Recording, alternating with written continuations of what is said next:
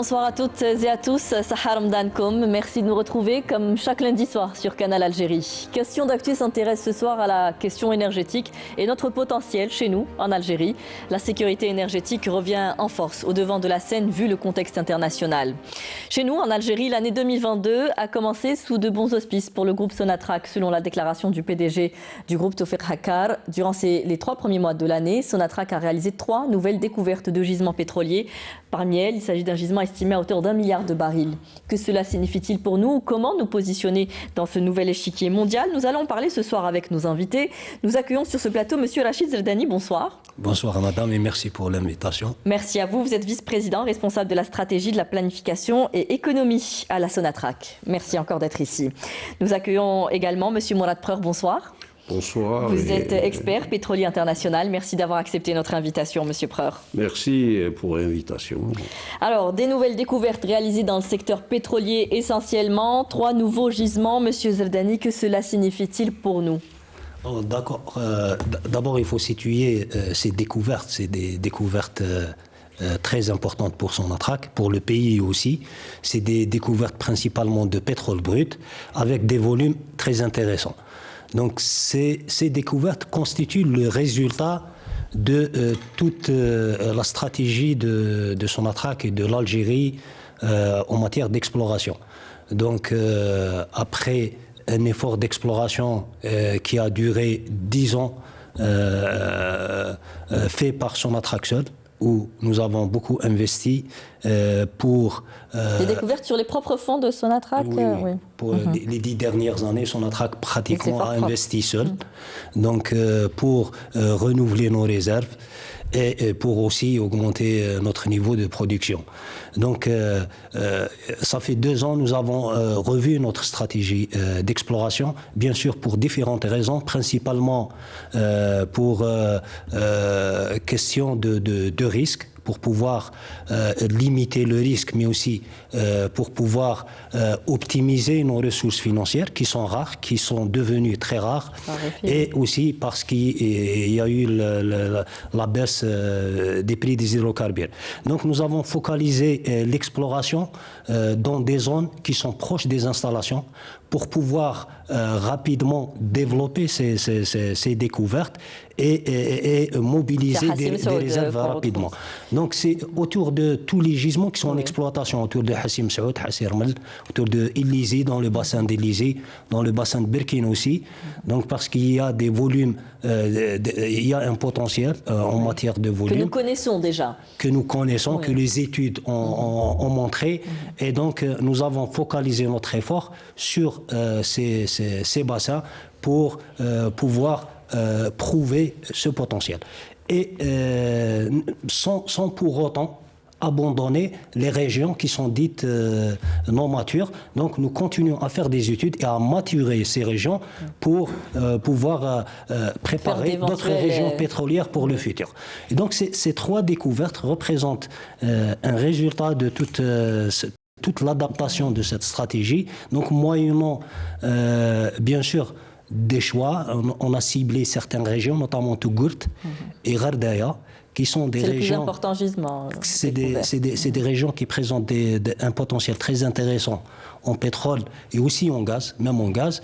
Et donc, on a pratiquement 80% de notre programme d'exploration pour l'année 2021 est focalisé sur ces 2 régions et avec comme résultat pour le premier trimestre un résultat sur la région de Tougourt avec des volumes qui sont très importants pour Sonatrach. Très bien. Alors, Monsieur Preur, comment lire ou faire une lecture de ces découvertes quand on sait que ces dernières années, au niveau mondial, il y a eu très peu d'exploration, il y a eu un ralentissement d'investissements dans ce secteur-là, alors que nous avons continué à investir, puisque cela relève de 10 années de recherche et d'exploration chez nous? D'abord, ça me fait sourire.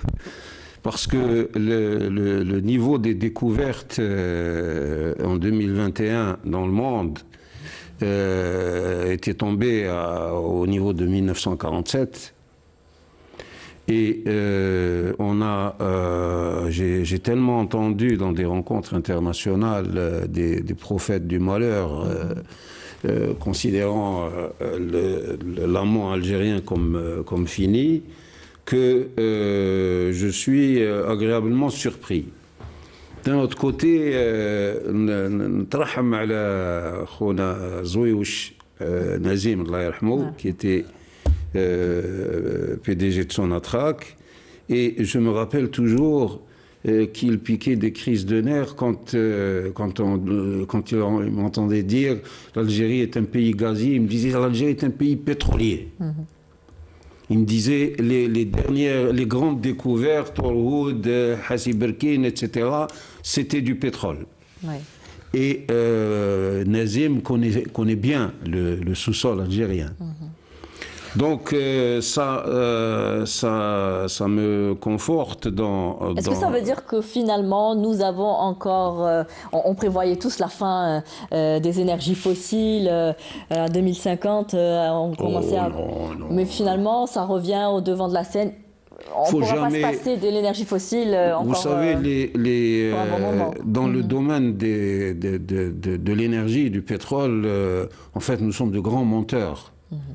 Et l'intox fait partie de la communication. Parce que dire qu'il y avait une euphorie de l'abondance. Ça influe aussi sur les prix. Hein. L'euphorie de l'abondance agissait sur les prix et sur le pouvoir de négociation des pays producteurs.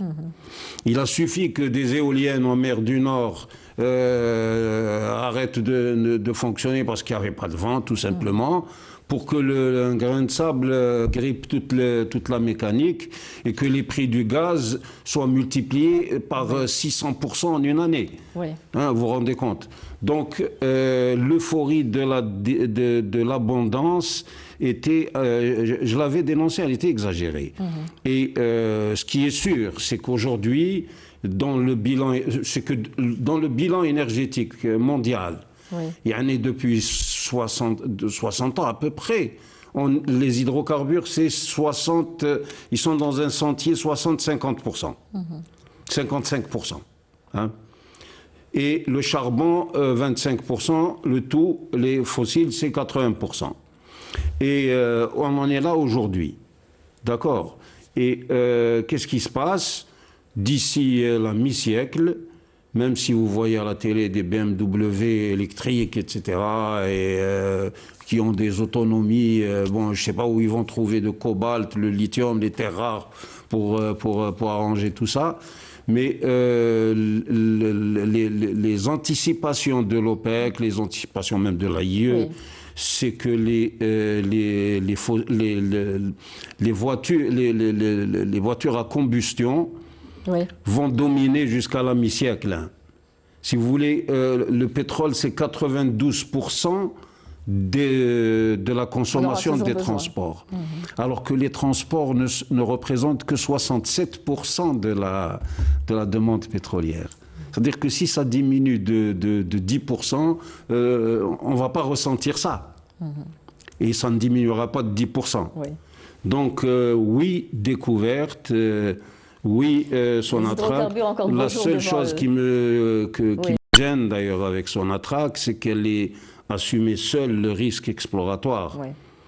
Et nous savons Alors cela dénote peut-être de sa performance aussi, mais il y a aussi ces coûts importants générés et supportés seuls par Sonatrach. Est-ce que vous envisagez à l'avenir justement des partenariats pour ne pas supporter seul les risques?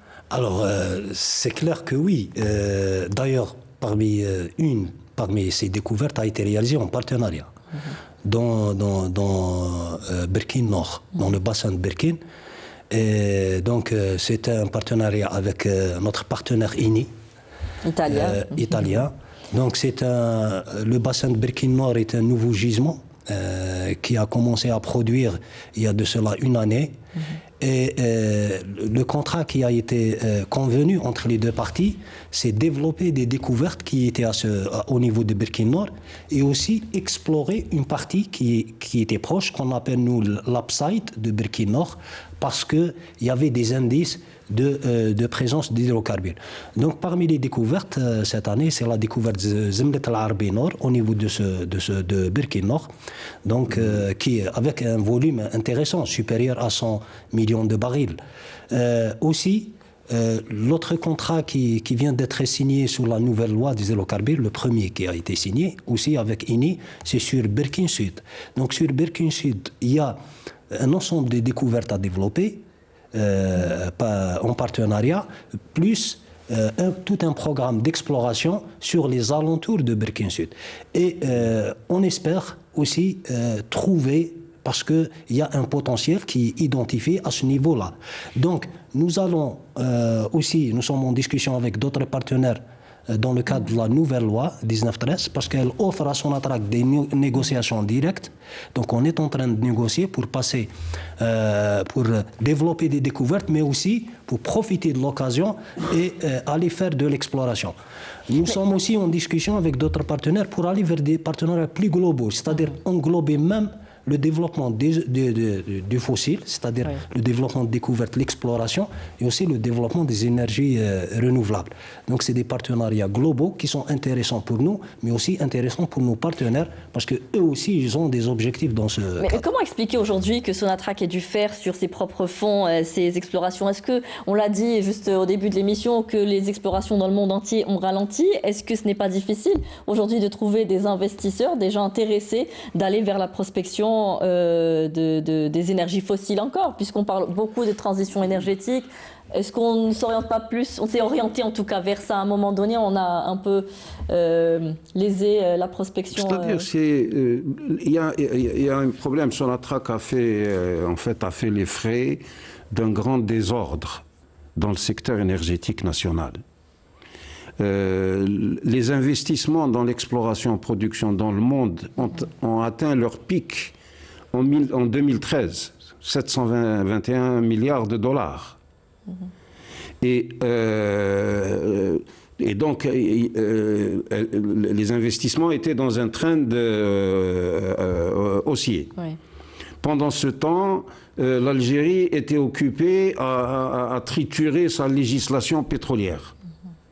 C'est-à-dire qu'on a perdu du temps. On a brouillé l'image de l'Algérie. Et c'est pour ça que Sonatrach s'est retrouvé seul en train d'investir, alors que dans le métier, on dit 4 fois 25, c'est supérieur à 100. C'est-à-dire quand on a 100, il ne faut pas les mettre au même endroit. Parce qu'il y a le risque exploratoire, géologique, financier, géopolitique, 1000 risques qui touchent nos activités. Donc Sonatrach s'est retrouvé en train d'explorer toute seule le déclin qui n'est pas structurel, je ne le considère pas structurel, de notre production et de nos exportations, est dû à parce qu'on a loupé cette marche. Depuis 2013, les investissements ont baissé de 1000 milliards de dollars. Vous vous rendez compte? Au niveau mondial. Au niveau mondial, dans l'exploration-production. Et ce n'est pas dû à la transition énergétique. Chez les compagnies pétrolières, c'est comme quelqu'un qui va à la piscine, il met le premier orteil pour voir si l'eau est froide ou non. Ils sont en train les compagnies, mais les grandes américaines sont en train de penser à se marier. Donc, ils voient plus loin, une vision plus large et plus... Les BP, les Européens visent à être présents dans la transition énergétique parce que les conditions concurrentielles sont beaucoup plus... Maintenant, la réalité, c'est que dans la croissance de la demande, qui va rester autour d'un trend de 3% d'ici la mi-siècle à peu près, hein, quand on dit d'ici 3%, et quand on dit les hydrocarbures vont représenter à peu près 50% à la mi-siècle, avec une parité pétrole-gaz. Aujourd'hui, le pétrole, c'est 34 et le gaz, c'est 21. Et le gaz est en train de monter et le pétrole est en train de lui laisser des parts de marché. Mais 80% de la demande pétrolière va venir de l'Asie, des pays émergents. Oui. Et vous n'allez pas mettre un moteur électrique avec une batterie lithium-ion sur une, comment ça s'appelle, la Maruti. C'est un peu compliqué. Donc, le pétrole a un avenir. Sonatrach a un avenir. Il y a une étape, vous avez parlé tout à l'heure d'une étape que nous avons manquée ou que Sonatrach avait manqué. Quelle est l'étape qu'il ne faudra pas manquer justement cette fois-ci? Bon, la nouvelle loi de 2019 revient sur un élément qui est essentiel, c'est le contrat de partage-production. Les compagnies pétrolières connaissent le contrat de partage-production, leurs juristes connaissent le contrat de partage-production. Si vous bougez une virgule, ils s'en aperçoivent. Maintenant, il y a une compétition entre pays producteurs pour attirer les capitaux. Bon, l'Agence internationale de l'énergie avait appelé les compagnies à ne plus investir. Dans le pétrole. Les revenus. Oui. Tout le monde est en train de faire du rétropédalage dans un joyeux désordre, je dirais. Et nous, on doit être... le problème pour Sonatrach, c'est que l'énergie, bon, s'il n'y avait pas d'énergie, on ne serait pas en train de faire cette émission. Et vous n'aurez pas pu faire votre café le matin, ni venir, ni moi. D'accord. Donc, oui. Et le problème pour nous, c'est que l'énergie, c'est en même temps le sang de l'économie, mais c'est en même temps une source d'exportation et de financement de l'économie. Ouais. Et c'est ça qui pèse sur le développement d'une compagnie pétrolière. Alors justement, quels sont aujourd'hui, est-ce que ces gisements vont permettre de diversifier encore les activités de l'entreprise, de la compagnie, de Sonatrach? Juste, si vous permettez, je voudrais rajouter quelque chose par rapport à ce qu'a dit le docteur Preur. C'est pourquoi Sonatrach a investi autant durant les 10 dernières années dans l'exploration. Parce que le domaine minier, il est très important et il se trouve que tout le domaine minier est intéressant aujourd'hui. Il y a des bassins qui sont matures où Sonatrach doit investir pour trouver des volumes, pour pouvoir renouveler ses réserves, augmenter sa production ou bien maintenir sa production. Et il y a des bassins qu'on dit émergents, où c'est les futurs pôles de production pour Sonatrach. Donc il faut faire des études, il faut faire forer des fois de temps à autre afin de préparer ces bassins pour un forage demain, soit par Sonatrach, soit attirer des partenaires. Il y a aussi des bassins qui sont frontiers, qu'on appelle frontiers. Et là, la probabilité de trouver des volumes importants existe. Mais on n'a aucune information. Donc il faut maturer ces bassins, il faut faire beaucoup d'études. Donc il faut préparer ces bassins pour pouvoir avoir des données et les proposer au partenariat, parce que pour ramener le partenariat. Donc Sonatrach devait investir sur pratiquement tous ces bassins, donc pour pouvoir avancer. Mais comme notre domaine est très important, donc Sonatrach ne suffit pas. L'effort de Sonatrach n'est pas suffi parce que les ressources sont rares. Voilà. Oui. Est-ce que ce nouveau cadre législatif, justement, permet aujourd'hui de rassurer également les investisseurs? Alors, le nouveau cadre offre une flexibilité en termes de contrat. Docteur l'a déjà souligné concernant le contrat de partage de production qui attire les partenaires. Parce que c'est Sonatrach, en quelque sorte, qui va prendre en charge tous les aspects administratifs, même la fiscalité. Et donc, le partenaire aura affaire uniquement à Sonatrach. Et donc, il y aura un contrat de partage de production, des formules de partage entre les parties qui seront négociées, que les partenaires connaissent très bien. Et eux, ils acceptent ces contrats. D'ailleurs, le premier contrat qui a été signé, c'est un contrat de partage de production. Même aujourd'hui, on est en train de négocier des contrats de partage de production. Donc, je pense que ça attire les partenaires. Autre chose, c'est que on a beaucoup de découvertes, c'est-à-dire on a fait beaucoup d'exploration, on a fait en même temps beaucoup de découvertes, mais des fois des découvertes de petite taille qui ne sont pas économiques. Il y a des découvertes qui sont dans des périodes éloignées aux installations de traitement et de production.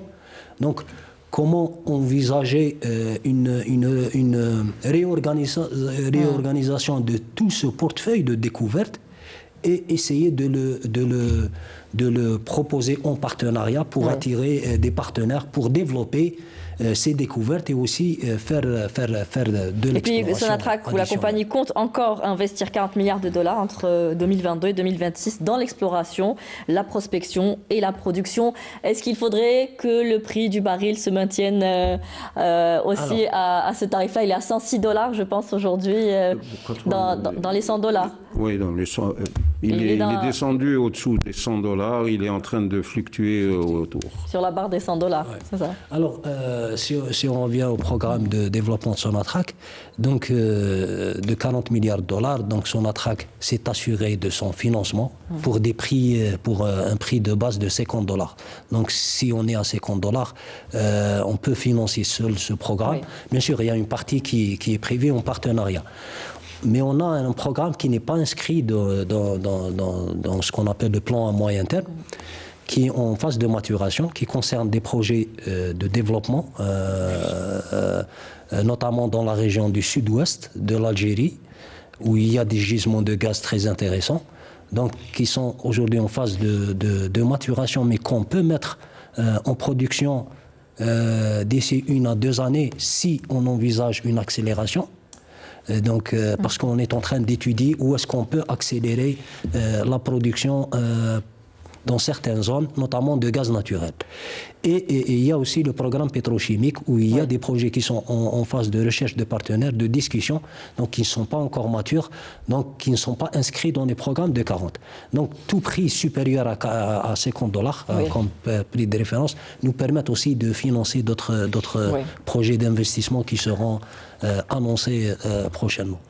Alors justement, est-ce qu'il faut continuer justement dans ces investissements, dans la prospection sur fonds propres de Sonatrach? Pour vous aujourd'hui, vous le disiez tout à l'heure, Sonatrach ne doit pas rester seulement une compagnie qui s'occupe de l'exportation, de la prospection. Elle doit se placer aujourd'hui comme un véritable acteur et se placer aussi à l'international. C'est-à-dire que là, notre pays doit, sans grande ambition, il n'y a pas de grande réussite. Notre pays doit avoir de grandes ambitions sur le plan énergétique. Et pourquoi? Pour 2 raisons. La première, c'est assurer nos équilibres énergétiques sur le long terme. La deuxième, c'est que nous avons un champion industriel et technologique national qui est Sonatrach. Indiscutablement, c'est-à-dire que nos collègues qui sont à Hasser Mello, à Hassim Saoud, opèrent des installations de niveau technologique égal à celles qui sont en mer du Nord ou aux États-Unis. La technologie, c'est-à-dire que Sonatrach est une compagnie qui est sur le plan technologique aux normes internationales. C'est-à-dire qu'elle peut se placer aux mêmes normes. En matière d'exploration, elle a besoin de tout un soutien pour...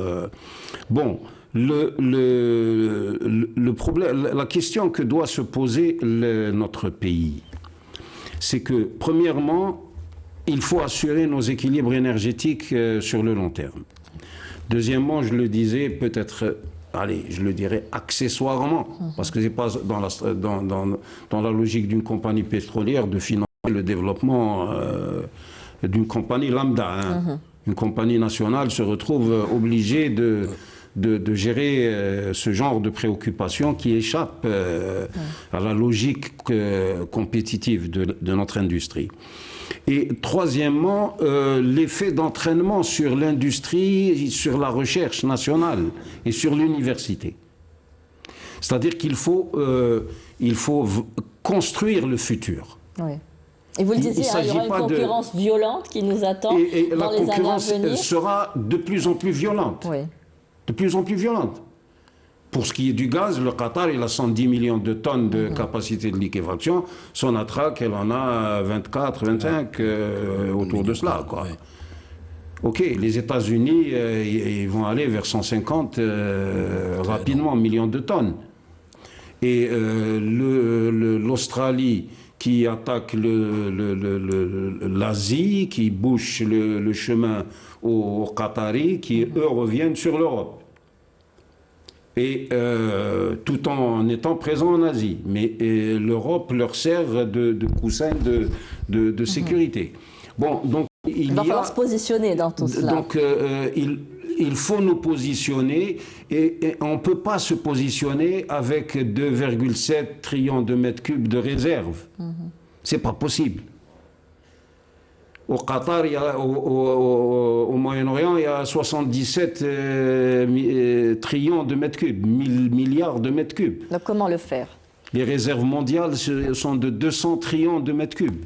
Donc, en matière de ressources, nous n'avons pas les moyens. La puissance de l'État algérien, la puissance pétrolière proviendra de la puissance de Sonatrach, de sa compétitivité sur les terrains de bataille internationaux et de sa flexibilité, son agilité, c'est un terme de management, hein, sa capacité à devenir rentrer dans le peloton des leaders de la transition énergétique. Vous allez me dire, mais ils ne savent rien, Sonatrach, sur les photovoltaïques, etc. Ils ont une qualité de signature. Il y a l'ensoleillement de l'Algérie, 3500 heures sur 86% du territoire national. Hein, c'est une pile électrique à ciel ouvert.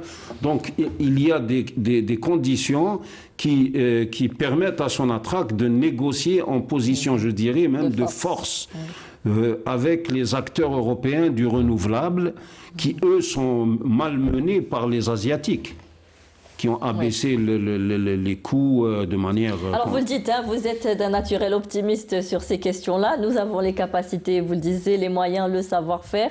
Quelle est la stratégie à long terme ou la vision à long terme de la compagnie pour se positionner justement sur le marché international? Alors, bien sûr, aujourd'hui, on voit que toutes les compagnies, on est une compagnie pétrolière, toutes les compagnies pétrolières deviennent aujourd'hui compagnies d'énergie. Donc, c'est l'énergie, en fin de compte, que ce soit fossile, énergie fossile ou renouvelable. Sonatrach ambition de rester un fournisseur, une compagnie qui livre de l'énergie aux clients, selon les exigences du client, bien sûr, à une valeur que le client va décider. Aujourd'hui, le client veut de l'énergie propre. Il veut aller vers une énergie, même les fossiles, il veut aller vers du gaz ou du pétrole avec moindre empreinte carbone. Donc Sonatrach, elle est très sensible à ces enjeux, donc elle prépare son avenir. On doit rencontrer notre avenir. Sa transition. Donc on est en train de travailler sur, bien sûr, renforcer notre position dans l'énergie fossile, tout en réduisant, tout en travaillant sur la réduction de nos émissions, parce que c'est important, on doit le faire. Et aussi travailler avec nos partenaires, parce que tous nos partenaires ont des objectifs de réduction des émissions ou des objectifs de net zéro carbone à l'horizon 2050. Tous nos partenaires qui travaillent ici en Algérie. Donc, tout investissement dans ce domaine leur permet d'atteindre leurs objectifs. Donc, nous sommes en discussion avec quelques partenaires sur que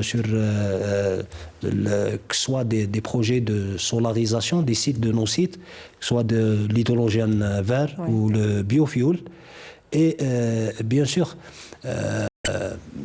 toujours la question de l'économie reste centrale, mais on sait qu'avec le temps, l'économie devient plus...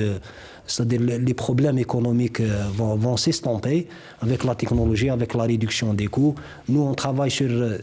On veut mettre en place des pilotes, notamment pour l'hydrogène vert et le biofuel, sur certains sites, des pilotes, pour essayer de maîtriser cette technologie, de rentrer cette technologie et envisager des partenaires. Investissements dans la recherche et le développement, justement. Oui, même dans la recherche et le développement. D'ailleurs, nous avons inclus aussi toute la recherche et le développement au niveau de l'Algérie, que ce soit des universités ou des centres de recherche, où Sonatrach a fait des conventions avec tous ces centres, pour pouvoir les impliquer totalement dans la stratégie de Sonatrach, parce que l'enjeu, il est important. L'équation reste difficile aussi, mais on doit la réussir. On a les atouts, comme l'a dit, je rejoins parfaitement ce qu'a dit le docteur. Nous avons les atouts, on doit avoir l'ambition de le faire, on peut le faire. Et on doit être organisé et on peut faire ensemble beaucoup de choses dans ce domaine. Alors justement, vous, un peu ce que vous regrettez, Dr Preur, c'est justement ce manque de formation peut-être dans nos universités, que ce soit au nord ou dans le sud, et qu'il faudrait peut-être envisager pour les années à venir. Je ne cesse de répéter cela. Quand j'ai visité l'université d'Aberdeen en Écosse, et c'était une vieille université écossaise avec les boiseries Haddock, etc. Et j'ai été émerveillé parce que c'est devenu, elle est classée dans le ranking, elle est classée première dans l'oil and gas aujourd'hui, dans les technologies du pétrole et du gaz. Elle a été tirée par le développement pétrolier de la mer du Nord. Et il y avait une conférence, donc Offshore Technology Conference à Aberdeen, et il y avait une exhibition, donc exposition, etc. Et le nombre de petites entreprises qui ont été créées autour du développement de la mer du Nord, des micro-entreprises. Or, ce les que nous... start-up aujourd'hui qui aident au développement et de la recherche. Et on voit que c'est un cercle vertueux. Le développement de la mer du Nord a créé un cercle vertueux, et l'université Heriot-Watt d'Édimbourg également. Et quand on voit l'université de Ouargla ou de Larwatt, qui devrait être un leader dans le gaz, ou d'Arzeu, d'Oran, je veux dire, Oran dans la cryogénie, dans le gaz, normalement entre l'université de Larwatt, l'université d'Adrar et l'université d'Oran, il doit y avoir un partenariat très dense avec Sonatrach sur les technologies du gaz. Et dans l'affaire, vous avez des cadres de Sonatrach. Parce que dans notre métier, la recherche et l'opérationnel, ils vivent ensemble. Hein. Vous avez des docteurs d'État en géologie qui sont dans l'opérationnel et qui rêveraient d'avoir, qui sont à Hassim Saoud ou à Hazerme, qui rêveraient d'avoir une carrière universitaire. Ouais. Pourquoi vous les en privez? Et vous avez des étudiants à Larwatt ou à Ouargla ou à Tougourt qui rêveraient d'avoir une formation et surtout que le site de formation est juste à côté. Et c'est comme cela que... Parce que Sonatrach, j'entendais tout à l'heure le vice-président de Sonatrach, et Sonatrach doit avoir une ambition internationale, et je l'approuve. Oui. Mais elle doit pouvoir s'appuyer sur un background scientifique et technologique national. Oui. Parce que si vous allez faire un forage au Kazakhstan, si vous allez faire 10 puits, vous allez forer 10 puits pour un puits productif, vous allez vous casser la figure. La norme dans le monde, elle est 1 sur 3, un puits productif sur 3 forêts. Mais pour réussir cette norme, il faut avoir des entreprises, des universités nationales derrière soi. Donc Sonatrach est condamné. Et pour aller dans le renouvelable, bon, nous avons des ressources en silice, nous avons des ressources en lithium, nous avons des ressources en cobalt. Notre ami, le professeur Kazitani Nassar, l'a aisément, amplement plutôt démontré. Donc, rentrer dans la chaîne de valeur, profiter de la qualité de signature de Sonatrach, profiter aussi le fait qu'un Premier ministre italien, justement, qui est le bienvenu dans notre pays, mais vienne...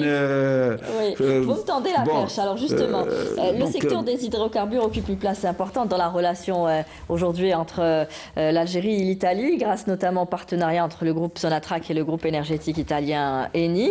L'Algérie, le deuxième fournisseur de gaz de l'Italie aujourd'hui, il y a un nouvel accord qui est projeté, qu'on doit être signé avec l'Italie.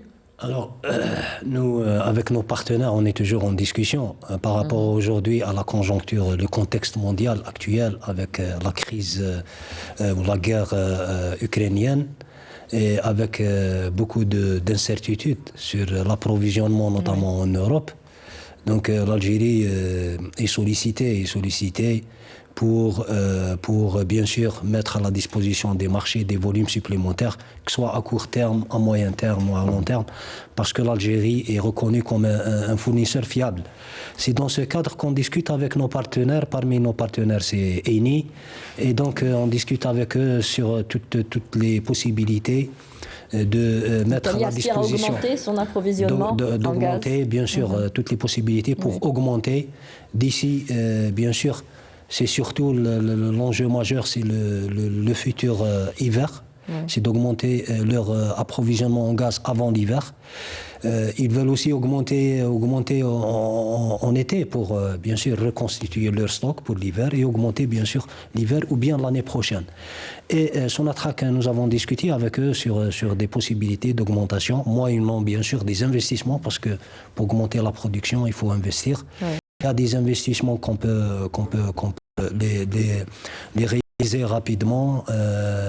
Et il y a d'autres investissements qui nécessitent des délais et qui nécessitent aussi la participation même des partenaires dans l'effort d'investissement pour mettre à la disposition des volumes supplémentaires qui, bien sûr, tout en gardant les intérêts de Sonatrach. Bien sûr. Et puis, le ministre italien des Affaires étrangères avait souligné que l'Algérie était un fournisseur fiable. Il y a derrière la réputation aussi de la compagnie qui est mise en avant et qui lui permettrait, comme vous le disiez, de se placer après à l'international, puisque elle a cette réputation d'être un partenaire fiable.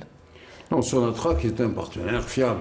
Je me rappelle quand on intervenait dans des rencontres durant la décennie noire. Chaque fois, le moment important de mon intervention, c'était toujours 2000 days without interruption. Et ensuite, il n'y a pas eu de rupture d'approvisionnement pour nous. On a réussi cette gageure. Et quand je leur expliquais que nous avions à l'époque 14 000 km de pipeline, aujourd'hui on a 20 000. 14 000 et vous arrivez à sécuriser tout ça. J'aurais dit, les puits, ils ne sont pas au bord de la mer, ils sont... Donc l'Algérie, elle a une réputation qui est méritée, de source fiable. En tout cas, la question, parce qu'il faut aborder, il faut appeler un chat, cette histoire de gaz en Europe. L'Algérie, d'abord, exportait 60 milliards de mètres cubes de gaz. Et ces exportations ont baissé. Donc tout incrément dans les exportations ramènerait les exportations algériennes les rapprocherait du niveau optimal qui était le leur. D'accord? Donc la Russie est un pays qui est un pays ami, qui sur le plan qui est un allié sur le plan stratégique indiscutablement. La crise que vit la Russie avec les pays européens est une crise qui ne nous concerne pas. D'accord? Oui. Donc, elle ne nous concerne pas. Nous sommes un fournisseur gazier. Nous sommes soucieux des intérêts de nos clients, de la fiabilité, de la qualité, de l'image de la source algérienne. Et puis tout incrément, toute augmentation de nos exportations, en fait, ne viendrait que ramener nos exportations au niveau... nous n'allons pas atteindre 60 milliards de mètres cubes. Mais... ceci dit, l'Italie, il faut rappeler qu'un gazoduc, notre plus grand gazoduc, porte le nom d'un PDG de l'ENI qui est mort dans des conditions mystérieuses et qui a un puissant soutien au FLN. D'accord? Oui. Donc, c'est un pays ami. L'Italie, je suis aussi témoin. Durant les années difficiles, l'ENI était à nos côtés. Oui. Les premiers contrats qui ont été signés sous le régime de la loi 86-14 ont été signés avec AGIP, avec l'ENI. Hein. Les premières découvertes ont été celles de l'ENI sur le bassin de Berkine. Donc c'est un partenaire. Une seule réserve, je le dis. L'ENI est présente dans le bassin du Levant, hein, avec Chypre, l'entité sioniste. Elle est présente dans le gisement de Zohr, en Égypte, de Zohr, avec les facilités, les capacités de liquéfaction du gisement de Zohr, qui sont des concurrents, les concurrents les plus proches pour le gaz algérien. Il faut que l'ENI ait une conduite de gentleman avec nous. Profiter du savoir-faire, de la technologie. Il faut que le partenariat avec l'ENI se développe qualitativement. Qualitativement. Donc, avec un incrément de production, mais aussi avec un déploiement dans les renouvelables. Et il ne faut pas que nos parts de marché sur le marché gazier sud-européen, qui est le plus important pour nous, soient menacées par des volumes qui viennent de l'ENI. Oui. Voilà. Tout cela se fera dans les négociations, ça se discutera certainement. Pour revenir à nos gisements, à nos découvertes, est-ce que cela va tirer vers le haut nos exportations ? Quel impact cela aura-t-il sur bien sûr. les exportations? D'ailleurs, premièrement, il faut dire que l'augmentation de la production ces dernières années a surtout participé à répondre aux besoins du marché national qui sont en croissance, qui croîtent autour de 2 à 3 millions de tonnes équivalent pétrole par an. Donc, c'est découverte, parce que quand on fait une découverte, il faut un certain temps pour pouvoir la développer. Il y a des découvertes, l'avantage des découvertes qui sont proches des installations, c'est juste faire des réseaux de collecte si on a bien sûr la capacité de traitement, de la spare capacité. Donc on fait de la collecte et on peut mettre en production ces découvertes. Il y a d'autres découvertes où ça nécessite plus d'investissement avec des unités de traitement pour pouvoir développer ça. Bien sûr, ces découvertes vont contribuer à Est-ce que cela va satisfaire seulement la demande locale ou est-ce que cela va aider également à l'export? Alors, nous avons déjà des gisements à développer qui sont inscrits dans le programme de 40 milliards de dollars qui permettent de répondre à l'accroissement de la demande du marché national tout en maintenant un certain niveau d'exportation qui soit supérieur, qui soit entre 85 à 90 millions de tonnes équivalent pétrole par an. Maintenant, avec ces découvertes, bien sûr, on va œuvrer pour les mettre en production rapidement. Ça va augmenter notre production, donc systématiquement, ça va augmenter les niveaux d'exportation. Parce que nous sommes aujourd'hui, comme vous l'avez déjà concernant ENI, nous sommes sollicités pour fournir notamment à l'Europe plus de gaz. Donc on doit, pour faire ça, on doit augmenter notre niveau de production. Ces découvertes, bien sûr, sont la bienvenue. On espère et on escompte faire d'autres découvertes parce que, comme j'ai dit dès le début, que nous avons concentré cette année l'effort d'exploration sur 2 régions très intéressantes.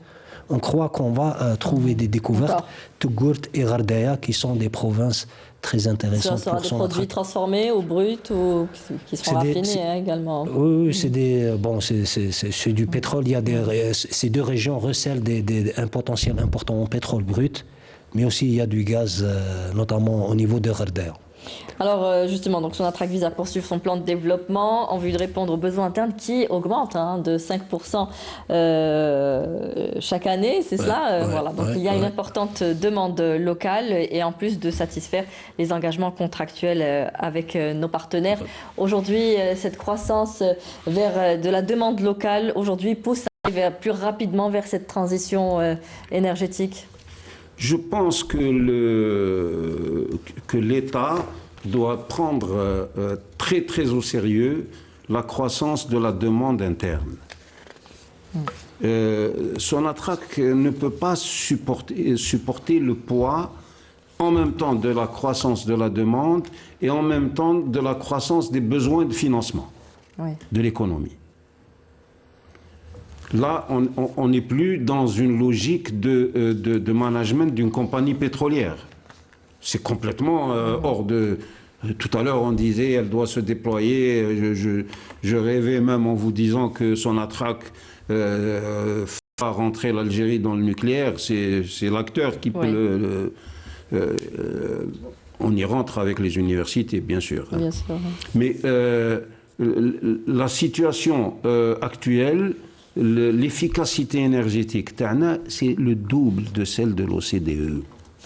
C'est-à-dire qu'un Algérien consomme, l'efficacité énergétique, pour expliquer, c'est la consommation d'énergie divisée par le produit intérieur brut. C'est-à-dire, pour produire une unité de richesse, l'Algérien consomme deux unités d'énergie, quand l'Américain consomme une quand le Français ou l'Allemand ou l'Italien consomme une unité. Les pays africains en consomment beaucoup plus. Bon, je fais référence peut-être à la Libye, l'Égypte, où ils sont producteurs et plus grands consommateurs. Mais là, on place le curseur là où il faut. Si on doit rejoindre les pays qui sont dans le fond du gouffre... Non, c'était pour donner un aperçu sur la consommation qui était plus importante. Oui. Donc, placer le curseur là où il faut, c'est...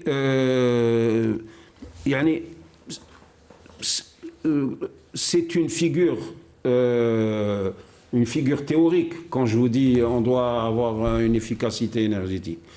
Pour la transformer en réalité, il y a la politique. Oui. Il y a le Haut Conseil de l'énergie qui a été installé récemment. Il faut prendre des décisions. Il faut prendre des décisions très fermes. Et je ne suis pas de ceux, et pas du tout de ceux qui disent qu'il faut agir sur les prix de l'énergie. Des économistes brillants qui disent le Norvégien paye l'essence 20 fois plus que l'Algérien. Oui, mais on ne va pas comparer 5 millions d'habitants. Non, mais même, il faut rapporter ça en parité de pouvoir d'achat, il ne faut pas plaisanter. Et puis ils sont bien moins nombreux. On ne va pas priver les Algériens de l'énergie. C'est pour limiter le gaspillage quelque part. Il faut limiter le gaspillage. D'autres moyens. Il faut limiter le gaspillage. Cette croissance, Sonatrach ne peut pas la soutenir.